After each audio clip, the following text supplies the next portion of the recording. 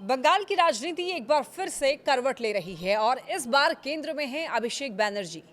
ममता बनर्जी के भतीजे के तौर पर पहचान बनाने वाले अभिषेक अब सिर्फ नेपोटिज्म की राजनीति का नाम नहीं रहना चाहते, बल्कि खुद को एक मॉडर्न मास लीडर के रूप में स्थापित करने की कोशिश में है।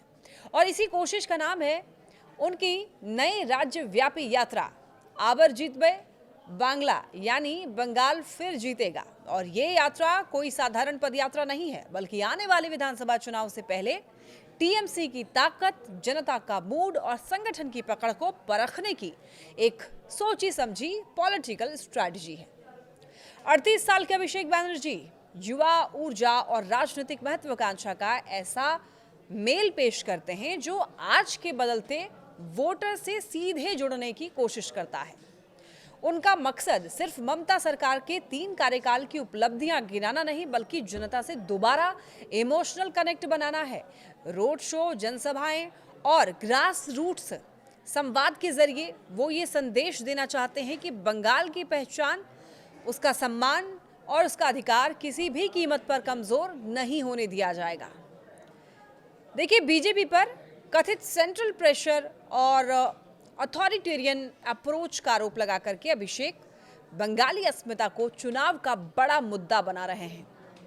जतोई कोरो हमला, आबर जीतबे बंगला, ये नारा सिर्फ एक स्लोगन नहीं, बल्कि टीएमसी की पूरी पॉलिटिकल नैरेटिव है। पार्टी का दावा है कि केंद्र सरकार बंगाल के साथ भेदभाव कर रही है, करीब 1,96,000 करोड़ रुपए का बकाया रोके हुए है और चुनाव आयोग के एसआईआर जैसे कदमों से बंगालियों को वोट के अधिकार से वंचित करने की कोशिश हो रही है। अब देखिए, अभिषेक बैनर्जी इन मुद्दों को सिर्फ प्रशासनिक सवाल नहीं, बल्कि बंगाल की पहचान पर हमला बता रहे हैं और इससे जनता को मोबिलाइज करना वो चाहते हैं।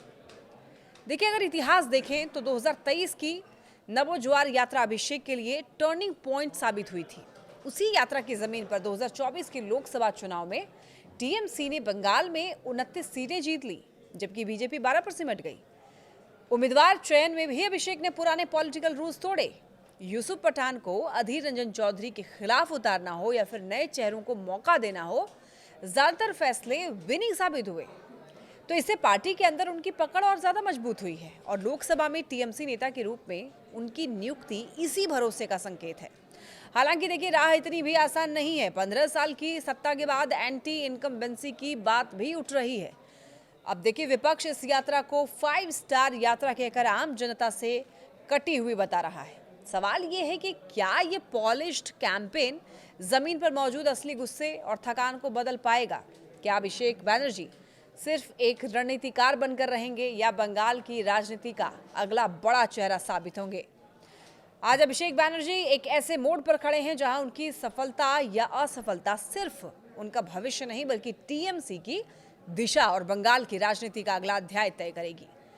आबर जीतबे बांग्ला एक उम्मीद है, एक चुनौती है और एक बड़ा राजनीतिक दांव भी। तो फैसला वक्त करेगा कि ये यात्रा बंगाल के दिलों में गूंजेगी या फिर इतिहास में एक और अधूरी कोशिश बनकर रह जाएगी। देखने वाली बात होगी।